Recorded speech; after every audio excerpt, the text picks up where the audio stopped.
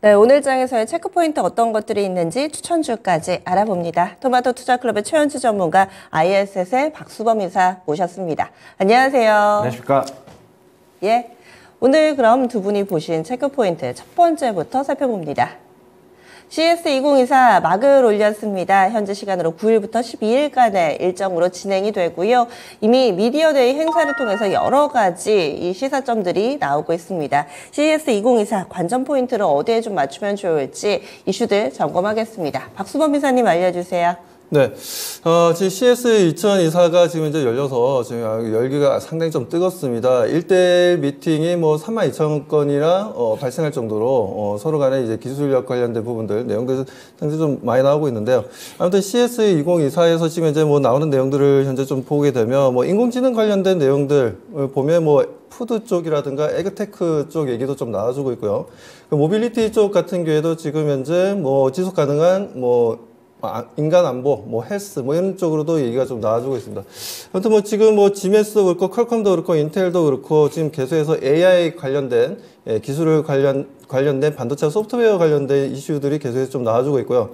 국내 기업 쪽에서는 지금 현재 HD 현대 같은 경우에도 육상 인프라로 이제 미래 비전 확장 계획을 좀 발표를 했습니다. 이런 내용들도 좀 있고, 그 외에도 이제 월마트 같은 차세대 유통을 이끌 혁신 기술 관련해서, 이 부분도 인공지능을 이용한, 차세대 기술에 대한 내용들이 좀 나왔던 부분이었습니다.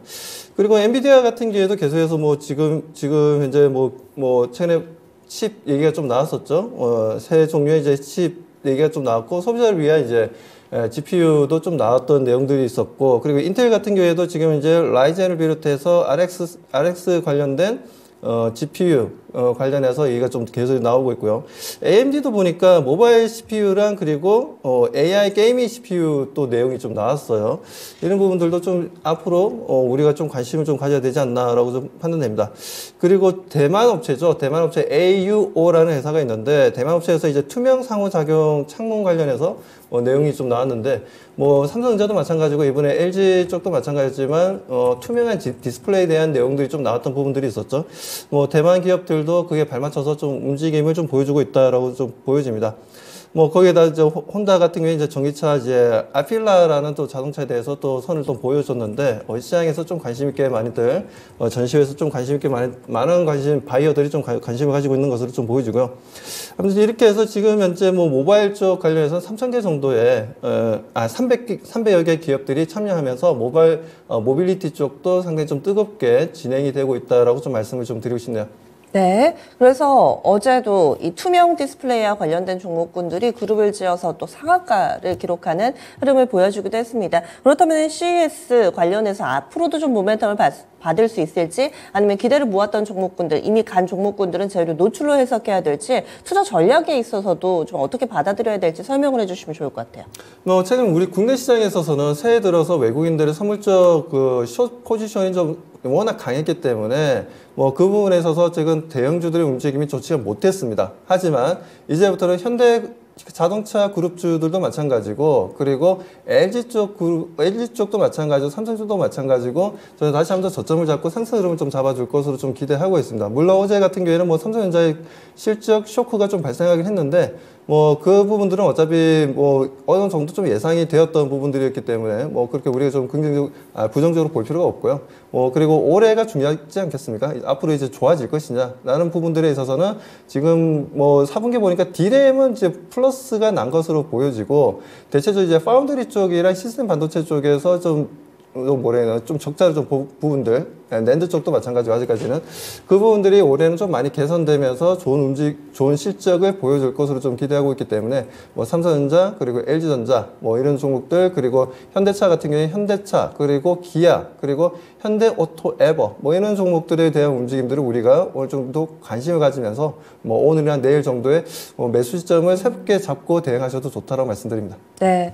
이 대형 IT 종목군들은 최근 들어서는 부진하지만은 우상향 패턴, 여기에다가 자동차 쪽도 CS 관련 모멘텀 보자 얘기를 해주시네요. 다음 두 번째 포인트 넘어가겠습니다.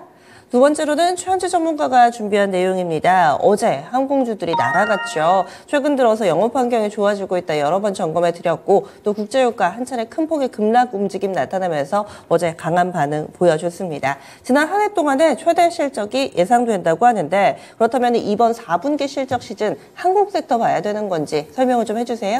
항공 섹터는 뭐 중간중간에 뭐 체크포인트에서도 좀 다뤄드렸고 주변 여건이 계속 좋아지고 있죠. 환율도 어느 정도는 최근에 좀 반등을 하고 있지만 작년보다는 그래도 좀 내려와 있고요.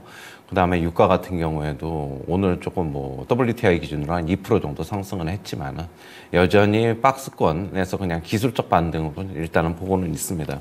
항공업종 같은 경우는 대형항공사, 저가항공사 지난해 모두 사상 최대 실적을 달성했을 것으로 지금 예상을 하고 있는데요. 대한항공 같은 경우는 전망치가 나왔는데 매출이 지금 약 14조 5천억 정도 달성할 것으로 연간입니다. 그 정도 달성할 것으로 보고 있는데 이 수치는 2018년도에 12조 6,500억을 훨씬 뛰어넘는 수치이고요. 아시아나항공도 역대 최대 매출인 7조 5,500억 정도가 지금 컨센서스 나와 있어가지고 지금 역대 최대 달성할 것이다라고 보고 있고요. LCC LCC 본다면은 제주항공, 진에어, TA 모두 1조 원 넘는 사상 최대 실적을 기록할 것으로 보고 있고요. 특히 TA 같은 경우에는 지금 작년이죠. 작년에 처음으로 매출이 1조 넘을 것으로 일단은 전망이 되고 있습니다. 올해도 지금 여객 수요 증가세가 이제 계속될 것으로 지금 보고 있고요. 지난해 조금 항공화물 쪽에서 이제 부진했는데 화물 수송 실적도 최근 들어서 호조를 보이고 있어가지고 올해도 역시 호실적을 기록할 것으로 예상이 되고 있습니다.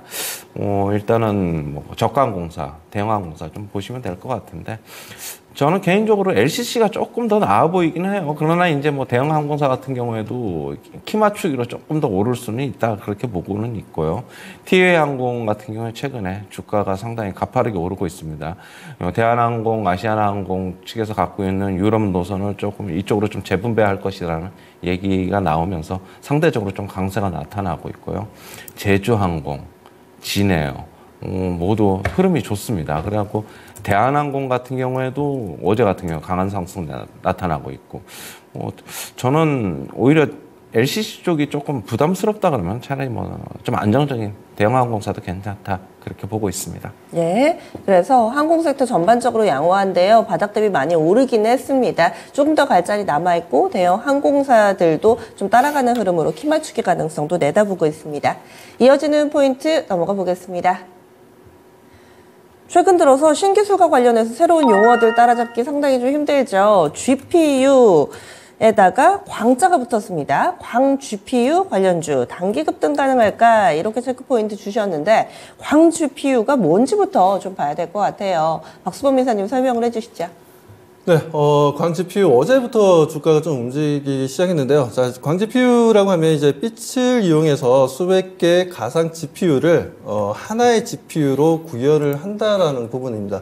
어떻게 보면 뭐 최근에 유행했던 CXL 관련된 내용들과 어느 정도 좀 약간 좀 비슷한 분위기인 것 같아요. 아무튼 이렇게 해서 전력 소모를 이제 최소화시킨다라는 부분들인데, 아무튼 이렇게 해서 지금 관련 종목들이 어제부터 좀 움직였습니다. 관련 종목이라면 PMT, 프로이처, 마이크로 투나노, 이런 종목들이 좀 어제 움직임을 좀 가져갔어요. 그렇기 때문에 이 부분들에 있어서 단기 상승으로 끝날 것이냐, 아니면 추가적으로 좀 더 올라갈 것이냐라는 부분들에서 저는 최근에 CXL 같은 경우에도 종목들이 다들 보면 네오셈도 마찬가지였고 오키슨 전자도 마찬가지였고 100% 이상씩 주가가 올랐습니다. 네오셈을 한번 좀 보게 되면요, 차트를. 자, 보게 되면 12월 달부터 움직이기 시작했어요. 12월 달부터 움직이기 시작하면서 거의 4,000원대의 움직임이 최근에는 어제 같은 경우에도 12,000원대까지 올라가면서 거의 100% 이상의 상승률을 좀 보여줬고요. 오키스 전자 같은 경우에도 마찬가지였어요. 오키스 전자 같은 경우에도 어제 4,000원대, 12월 달 4,000원대의 움직임을 좀 보여주다가 어제 10,000원을 좀 돌파하면서 좀 강한 움직임을 좀 보여줬습니다. 이렇듯이 CXL에 대한 관심도도 높아지다 보니까 이런 단기 상승 흐름을 좀 보여줬죠. 이번에는 다시 한번 더 광 GPU라는 부분을 통해서 성장성을 보여줄 수 있는 기업으로서 내용이 나오고 있는 대표적으로 지금 이제 PMT를 한번 좀 보도록 하겠습니다. 자, PMT 같은 경우에도 어제 같은 경우에 장중에 장중에 상한가 무료까지 갔다가 그리고 마감은 약 17%, 약 18% 정도로 마감이 되었는데 물량도 상당히 좀 많이 보통 우리가 볼 수 없었던 거래량이 좀 많이 형성되는 분위기였습니다. 이런 부분들 아무래도 지금 현재 코스피가 약하다 보니까 이런 섹터 쪽으로 소위 얘기해서 테마 쪽으로 수급이 좀 많이 쏠렸던 부분이었다라고 말씀을 좀 드리고 싶고요. 아무튼 이제 시작이니까 PMT도 마찬가지로 오늘부터 좀 움직였고 프로 2000 같은 경우에도 어제부터 좀 움직이기 시작했어요. 그렇기 때문에 프로 2000 같은 경우에는 또 좀 약한 흐름이긴 했는데 PMT에 비하면은 그래도 장중에 13%까지 올라가는 흐름들이었고 수급도 평소에 볼 수 없었던 거래량이 좀 만들어지는 흐름들이었습니다. 이런 부분들을 통해서 강한 상승 흐름들 한번 좀 기대해보자라고 말씀드립니다. 네, 광 GPU가요, 이 전자 대신에 빛을 이용해서 데이터를 처리한답니다. 그래서 이 전력 소모를 확실히 좀 획기적으로 줄일 수 있는 방안이라고 하는데 요즘 들어서 문과생 저는 시장 따라가기도 좀 힘듭니다. 새로운 기술들이 정말 쏟아지고 있는 상황인데요. 또 시장이 그때그때 반응을 합니다. 이렇게 중소형주기는 하지만 관련된 종목군들이 민감하게 반응을 나타내는 만큼 이 기술도 한번 좀 눈여겨보시고 또 관련주는 어떤 것들이 있나 그 잠재력에 대해서 또 각자 조금씩 생각해보는 시간 가져보시면 좋겠습니다. 광 GPU 관련해서 체크포인트 알아봤습니다. 마지막 포인트 넘어갑니다. 과연 연초에 방산 잭팟이 터질 수 있을 것인가 기대가 고조되고 있습니다. 이제 K방산 관련해서 루마니아 쪽에 수출 관련 추진되고 있다, 도입이 검토되고 있다 이런 소식이 조금씩 들리고 있습니다. 구체적으로 어떤 내용인지 최현치 전문가님 알려주세요. 지난해 이제 폴란드 쪽에서 수출이 많이 되면서 국내 방산업체 수혜가 좀 있었는데 그 옆 나라인 루마니아에서도 국내산 무기 도입을 지금 추진을 하고 있습니다. 지금 LIG 넥스원의 지금 유도 발사체인 신궁 같은 경우 54기 도입을 지금 추진 중에 있고요. 금액으로는 약 1,100억에서 한 1,200억 사이 정도 규모가 지금 나오고 있습니다. 만약에 이게 지금 도입된다면은 루마니아의 첫 수출 사례로 지금 기록이 될 것으로 전망이 되고 있고요. 그리고 하나에어로스페이스 같은 경우는 하나에어로스페이스에 K9 자주포가 있는데 이것도 지금 수출이 거론 중이고요. 그다음에 현대로템의 K2 전차에도 루마니아 측은 이제 관심을 갖고 있습니다. 아까도 얘기했듯이 지금 폴란드에 의해서 루마니아까지 가세를 한다면은 루마니아 같은 경우에 국내 방산업계에 큰 손으로 좀 떠오를 수도 있다. 그렇게 보고 있고요. 관련 업체들 조금 전에 얘기했던 대로 LIG 넥스원, 하나 에어로스페이스, 현대로템 이 정도 보시면 될 것 같아요.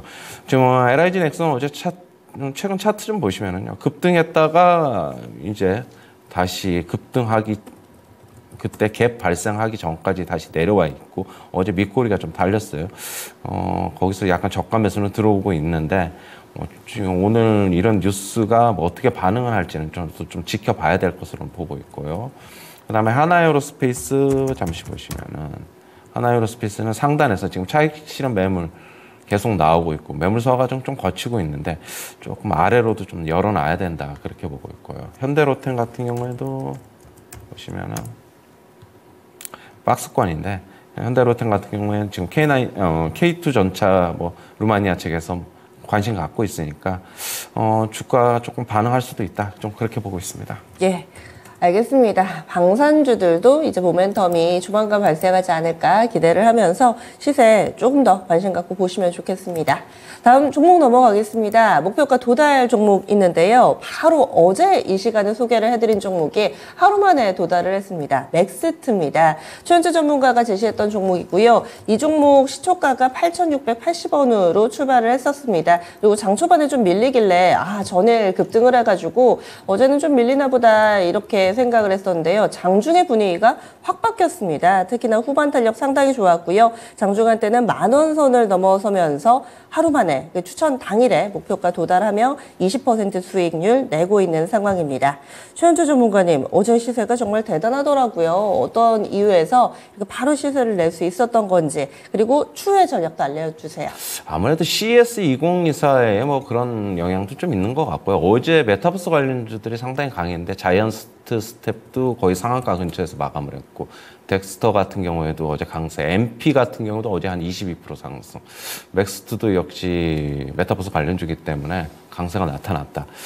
저는 그러나 이제 뭐 단기 차익 실현하고 나오도록 하는데, 이게 지금 아직 못 파신 분들 같은 경우는 그래도 괜찮습니다. 어제 대량 거래가 좀 터졌기 때문에 차익 실현 기회는 계속 꾸준하게 제공을 할 것이다, 그렇게 보고 있습니다. 네. 그래서 일단은 단기간 내에 이 정도면 정말 만족할 만한 대단한 수익이잖아요. 챙기고 일단 나오고, 들고 계신 분들 혹시라도 못 파셨더라도 들고 계셔도 괜찮다, 이렇게 해서 의견 전해드렸습니다. 저희 이 시간 추천주들은요, 갭상승해서 여러분들이 못 잡을 만한 종목, 그런 거 소개해드리는 시간이 아닙니다. 충분히 하실 수 있고요. 또 단기에 시세를 내는 종목, 천천히 모아나가는 종목, 두 분이 스타일이 조금씩 달라가지고 좀 골고루 추천을 해드리니까 계속해서 관심 가져주시면 좋겠습니다. 그러면 오늘의 추천주, 먼저 박수범 인사님 어떤 종목 보실까요?